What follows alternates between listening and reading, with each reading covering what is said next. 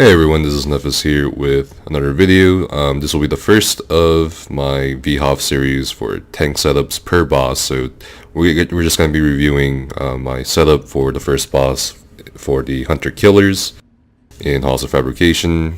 I will try not to go off tangent on strats or whatever, but in general I'll just be going over the general details of what I do and why I do it.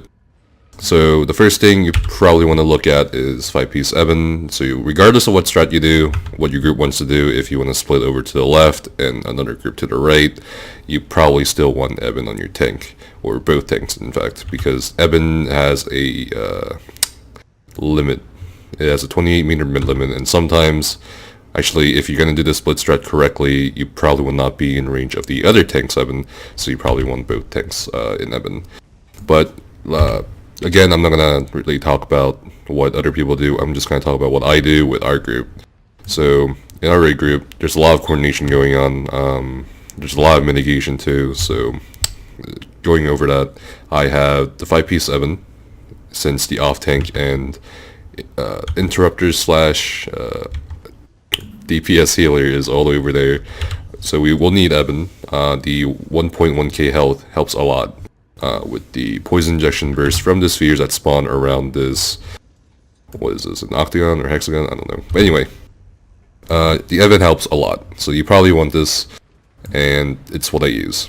The 2-piece monster set, I highly recommend if you're gonna do the burn strat, or even, the split strat, you want the Lord Warden, because Lord Warden is insane.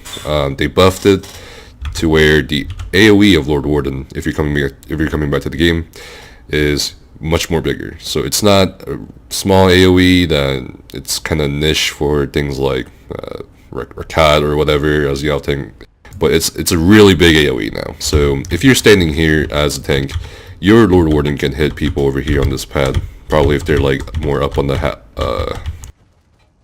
on this half of the pad. If you're in the back right here, it might not hit you, but usually when I tank it, I'm usually here anyway, or a bit here, unless I'm grabbing some shocks over there from the off tank to help out. But yeah, Lord Warden is huge. It offers a lot of mitigation to both yourself and your group.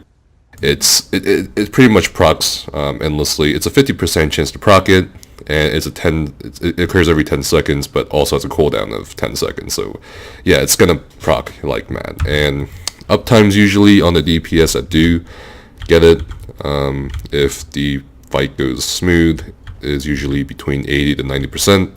So that's pretty huge. It helps a lot with the burst from the poison injects. It helps with the enraged spheres. So you definitely want Lord Warden.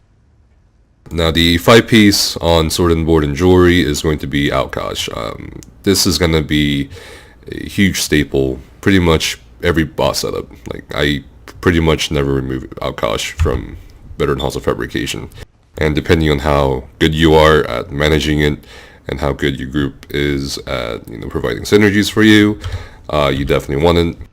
Honestly, there's no reason to not have the Outkosh. The debuff is pretty good, and it just helps the group DPS a lot. For this boss particularly, the longer this fight goes on, the more mistakes your group can potentially make in terms of not purging the poison injects, or not dodge rolling, or interrupting the taking aims for the spheres.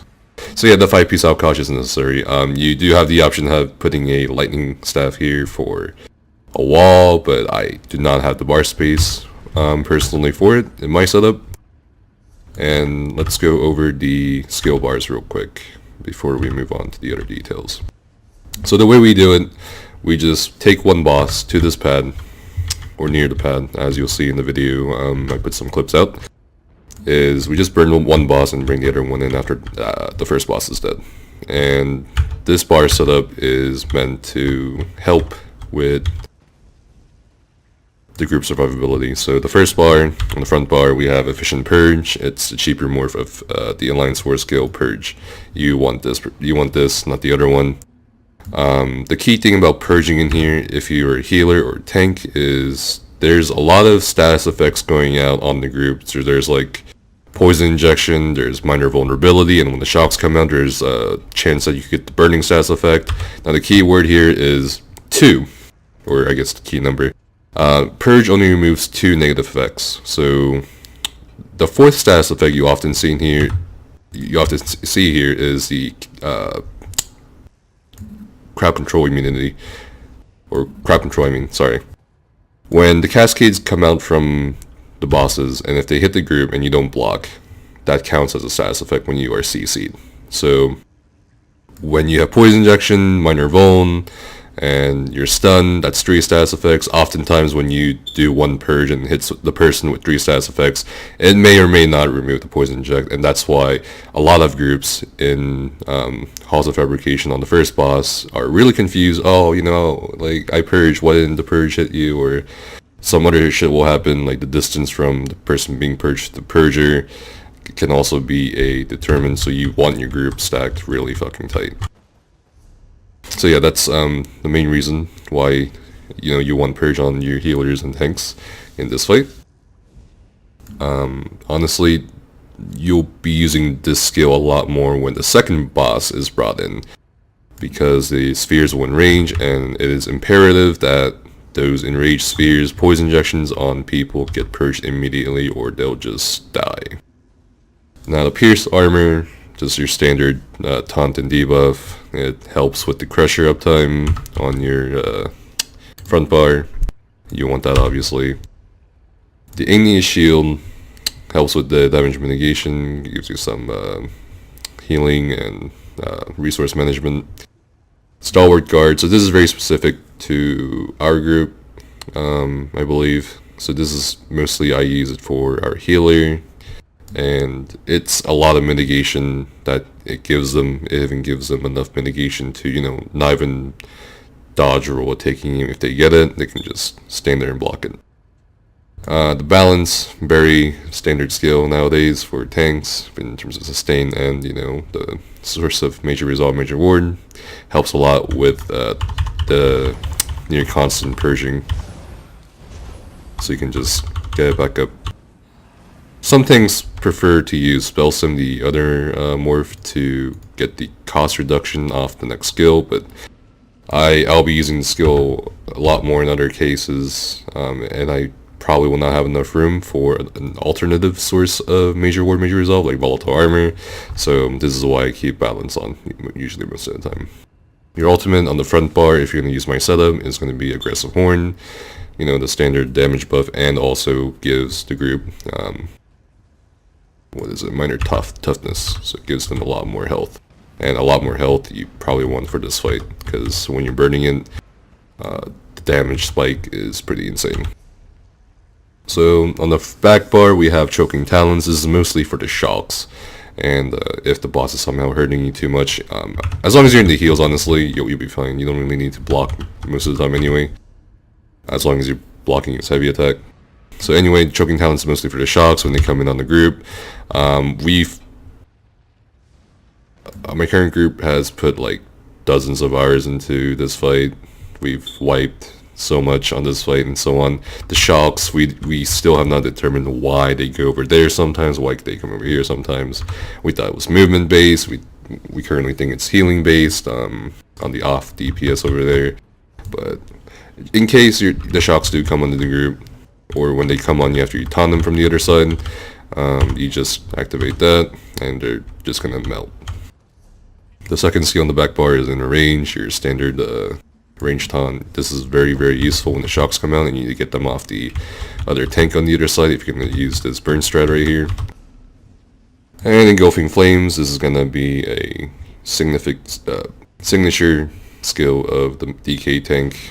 It's going to buff your group's flame damage by 10%. So your Mag Blade and your Mag Sword using Fire Staves for this fight, it's going to buff their light attacks and walls by 10%. So that's huge. You want to try to keep that up as much as possible. But realize that, you know, purging is going to be your main priority. Your debuffs and buffs uptime is going to be second if you want to no death it. So purging more, making sure, you know, at least sometimes half the time on the second boss at least, that your debuffs are on it. And of course you have guard on the back bar to, you know, have it constant. And the last skill is kind of interesting. So previously I was using Green Dragon Blood, but I didn't really need to use it or keep it up for the extra healing. This fight's not too healing intensive for a tank, so I looked at alternatives. So the problem with this fight is you may think that you want more healing, but as someone who's healed and tanked this fight, I disagree. You don't really need incredibly big amounts of healing.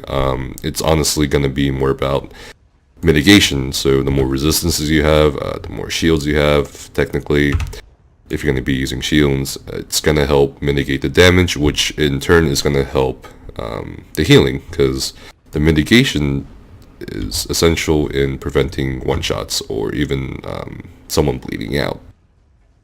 So no matter how much healing per second you have, you know, you're not going to be saved by it if you get one shot.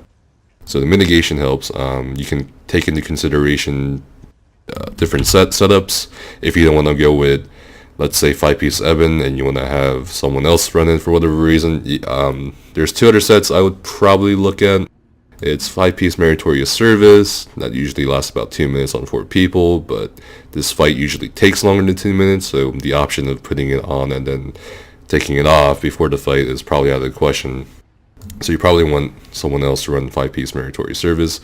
The only other set, honestly, I would probably take over Ebon for this fight as a tank over here, as a main tank over here, is that set that intercepts shots. The name just kind of escaped me, but Beckoning Steel basically intercepts the taking aims and poison injections for the group. So as long as you're a bit closer to the group, which is kind of risky considering the first boss puts a lot of lightning poles. Usually if you're closer to the group like this, the lightning pole might overlap right here, around there.